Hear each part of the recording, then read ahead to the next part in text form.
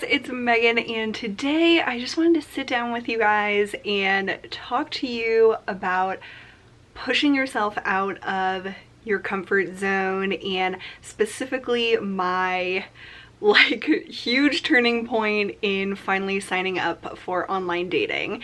And if you watched my Q&A a few weeks ago, you might recall that I said I was terrified of doing it, that I've never online dated, I've never signed up for any of the apps, and you guys were so supportive and so encouraging, and there were some comments that gave like specific sites that you would recommend and your experience on them, and then there was other people that are similar to me that are just scared and don't want to be like vulnerable like that and put yourself out there like that, because it is definitely choosing to be vulnerable, and that is something that's really hard for I think almost everyone. But I had like a turning point, and I want to share that with you guys because it can apply to anything. It doesn't have to be my specific example of having this like change of heart to do something that I was scared to do, specifically online dating. It could be applying to jobs, like moving somewhere that you've always wanted to do. Like, it's just pushing yourself past that fear to allow yourself to do things that you've wanted to do. And if I didn't want to online date and I didn't like care about finding someone, it wouldn't affect me as much and I wouldn't have been like compelled to do it. But it's something that I've wanted to do for at least a few months, and I just wouldn't allow myself because that fear stood in my way. And I've been reading this book called The Cactus, and it's not like my favorite book ever, but it is really, really poignant at parts. And this like one section just broke me. It was like a life-changing thing to hear, and I hope I can read it without crying because I don't know, it was exactly what I needed to hear. And that can be really hard to hear what you need to hear, like a little bit of tough love, but it coming from like a book and not like people telling me this advice, for some reason that like really broke through to me. And yeah, so I'm just going to read this part, but just like a little background.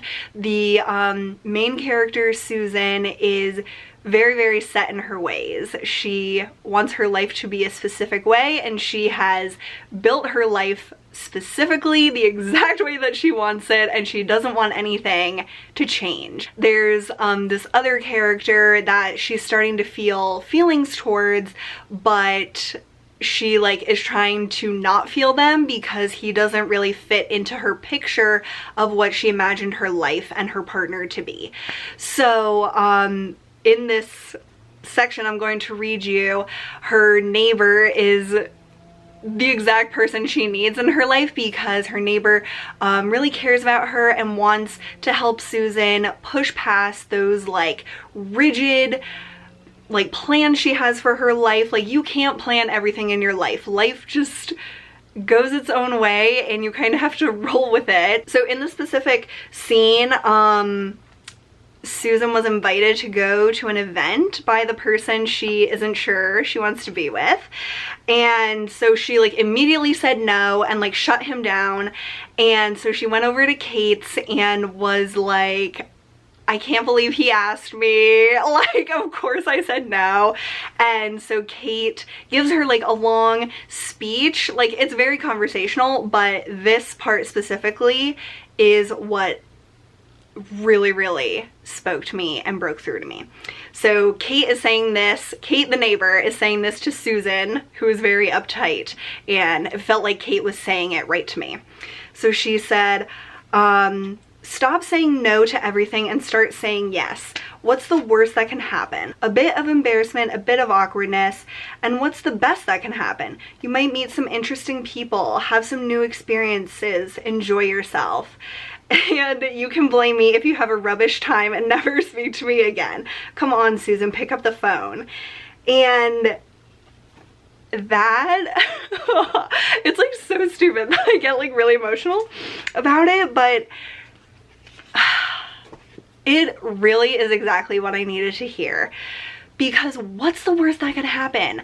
I can think of so many terrible things that could happen by signing up for online dating or meeting someone I met from online dating, or all these like horror stories that you hear on TV and movies. But those are like so rare and like probably, hopefully, never gonna happen to us.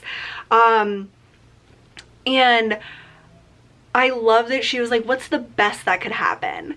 And that's what really spoke to me, because it's like, the best thing that could happen is I find someone I really connect with, that I can be myself with, that I can eventually have a relationship with, potentially. Like, it's just, there's so many more amazing things that could happen out of it than bad, and much more realistic good things as well. Like, the bad things that could happen are much more like uncommon and unrealistic. And like, I was nervous to put myself out there, like, to be judged, but to be honest, like, unless you're unfortunately talking to like a real asshole, like most guys, if you are like heterosexual and talking to males, they just are like excited to talk to like a woman. And it definitely boosted my confidence that little bit more, to have like literal strangers compliment me on either like any pictures that I had, or in my bio, like if they would start a conversation about something that I had in my like profile. And it was just not nearly as scary as I thought it would be. And one of my best friends, she also signed up for dating apps at the same time, because I told her I signed up for Bumble, and that's the one where the women are like in charge. So you like swipe on the guys, and then you have to initiate conversation if you like are matched with them. So if they like you back, you can initiate conversation. Like, the guys cannot initiate conversation.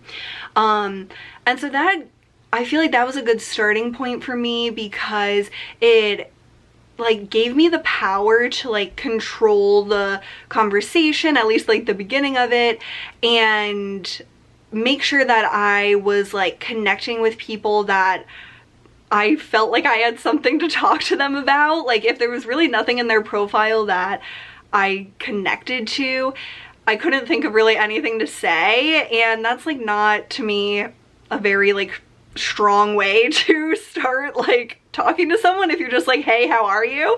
I mean, anything is possible. But that was really good for me to get used to like talking to someone again, because I have been single for over 2 years and literally have not talked to a single male like romantically in all that time. And so I was really scared that I wouldn't know how to talk to them. And thankfully it's just like talking to anyone else. So I really wasn't as intimidated after I started like messaging a few people.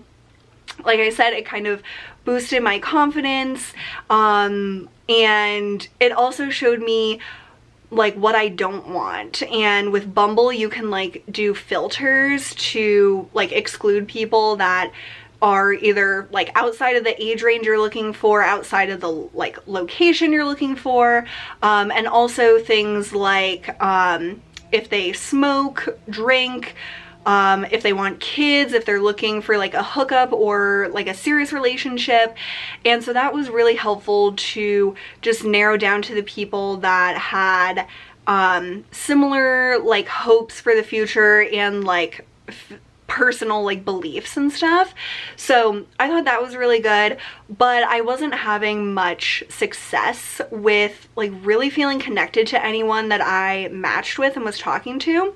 So my friend that signed up for dating apps at the same time, she was trying OkCupid because she had used it years ago in college, and I remember we set up her profile together because it was just easier for me to kind of like not tell her how to like explain herself, but like she was like, how do I even describe who I am? So it was nice to have like a friend to kind of help you with that. So that's like the only experience I had with dating apps, was helping her set up that profile in college. So she signed up again, and she was like, Megan, this is so much better than Bumble because you answer questions in OkCupid that the algorithm then compares your answers to the answers of potential partners. So it gives you like a compatibility score, and then you can even further look into the exact questions that they have answered compared to your answers, what you agree on, what you disagree on. So if you disagree on things that are really important to you, but you agree on like frivolous things, like that's probably not a good match.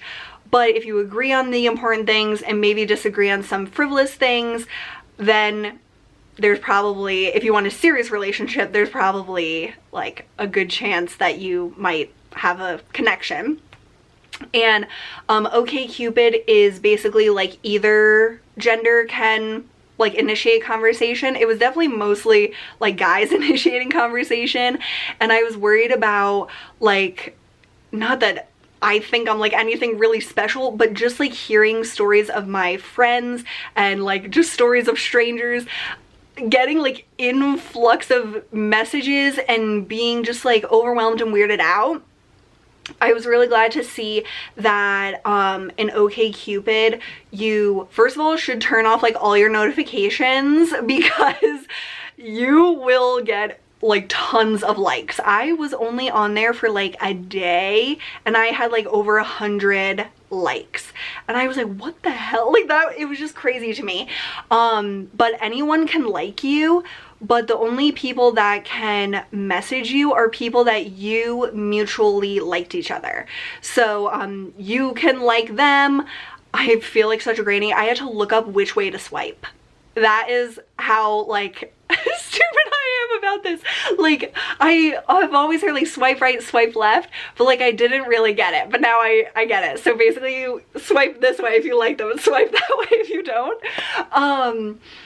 But in OkCupid, someone that you don't like back can send you what they call an intro, which is like an individual message that goes to this like holding section of the app that you can, if you don't pay, which I wasn't gonna pay, if you don't pay, you can only see one at a time. So there I did get some like weirder messages, like more creepy messages, but there were some people that sent a intro message and I hadn't seen them before, and I liked what they said. Like if they were really trying to start a conversation with me instead of just being like, you're really pretty, or like anything like physical. I don't want that to be like my first message from someone. That's just me personally, but it does like help your confidence for sure. But if they seem like someone that was like actually trying to have a conversation with me, and I would go on their profile and see if we had like a good compatibility, then I would like them back, and then you can message back and forth. So you can get like weird messages from people, but it's not like flooding your inbox because it's separate from messages with like mutual people. So this might be all like so obvious to other people, but to me, I was just like, what am I even doing? I couldn't figure out a lot of stuff like that. And if you like someone but you haven't messaged them, they're also saved in, they call it matches, but really it's like people you haven't messaged. So that's kind of weird. But yeah, so anyway, I feel like OkCupid is the way to go, especially if you're looking for something more serious, because it gives you answers to like really personal stuff. Like, you don't have to answer questions that you don't feel comfortable having like publicly out there, but there's definitely questions that were really important to me to make sure I was compatible with for people I was talking to. Because while yeah, I might just talk to someone and not end up like dating them, I still want to make sure that the people that I'm putting effort into having conversation with could potentially be a future partner, because that's what I'm looking for, and that's not what everyone's looking for.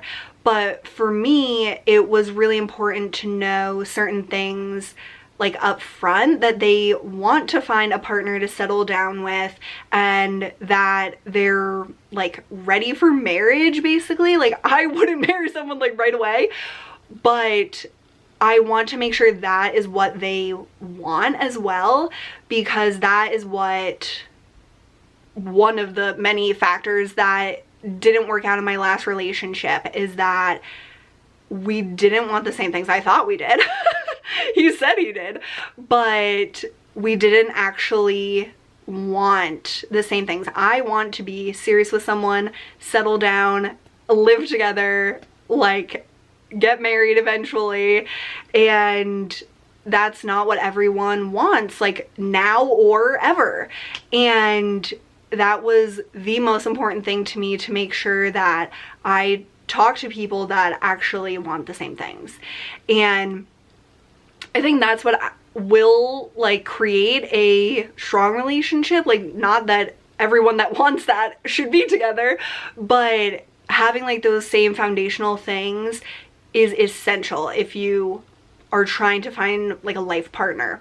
So it's definitely been hilarious at some points to see like what guys put in their profiles, or different things that like me and my friend have been noticing on profiles. And I'm sure I have stuff that they think is weird too on mine, but it has definitely been a bonding experience for us to go through it together. And I'm really encouraging one of my other friends to join, and gave her kind of the same speech about like what's the worst that can happen and what's the best that can happen. And like all of my friends that are similar to me, that we haven't really tried online dating, it's all because we're scared, but we want to find someone.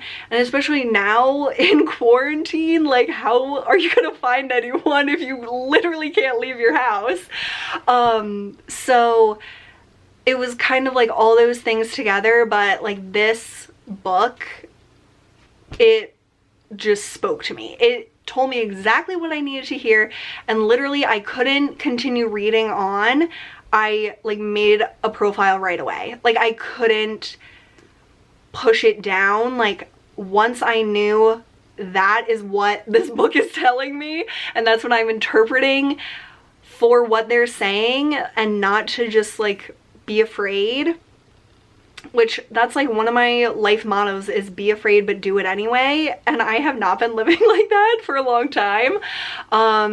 So it was just really, really powerful, and I thought maybe it might help some of you guys that are either afraid of dating apps as well, or just pushing off other things that you've been scared to do, or just it will speak to all of us in different ways, and I think it will tell you what you need to hear. Like, it's such a kind of broad statement in this book, and so it really kind of speaks to any situation, and so when you hear it, you know how it applies to you, if you have those same feelings. And to me, it was definitely to get over my fear of what could possibly go wrong on dating apps, and just give it a chance. Like, the worst that can happen is I don't connect with anyone, people are like mean, and I end up deleting it. Like, okay, maybe I will have like some insecurity then, but like that's probably not gonna happen, like honestly. So yeah, I just wanted to make this video for any people out there like me that have been scared of dating apps specifically, and I've been talking to someone that I feel good about, and it's, I don't know, who knows what will happen, but it definitely feels good to know that I like talked to like quite a few different people, not like tons, but I talked to like different people from different backgrounds and had like human connection for like, it doesn't even matter if it was just like a few messages. Like, it just kind of boosted me back up, and especially now, like being home all the time, like you don't have that human connection, so that was really nice to have that as well. And just to kind of like verbalize like what I want in a partner through like doing my profile and doing like all those questions, it like really made me more like clear-headed about what I want, what I'm looking for in a partner, and what's important to me. And hopefully what's important to me is also important to someone that I really connect with. So yeah, I think that's all I have to say, but I hope there was some little pieces of this video that helped you, and I hope if you give online dating a chance that you have a good experience with it. I can't guarantee anything, but I feel really strongly that it will be a very like good thing if you do it, if you've been wanting to do it and if you've been putting it off. I just think if you want to do something, like no matter what it is, as long as it's like a positive thing, if you've been wanting to do it but you've been like ignoring it and like pushing it back in your mind, when you finally do it, I feel like it's exactly the right time. Like, I'm definitely a person that tries to think like everything happens for a reason. Some things you can't like comprehend why it would happen, but I feel like timing is everything.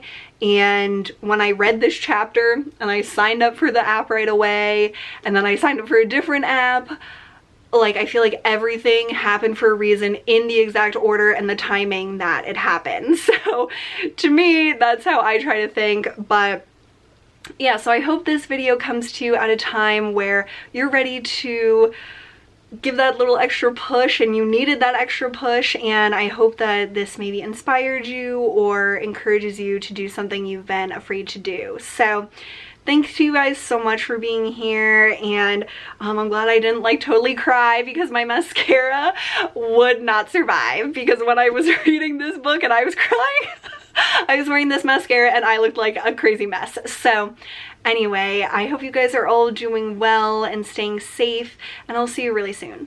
Bye.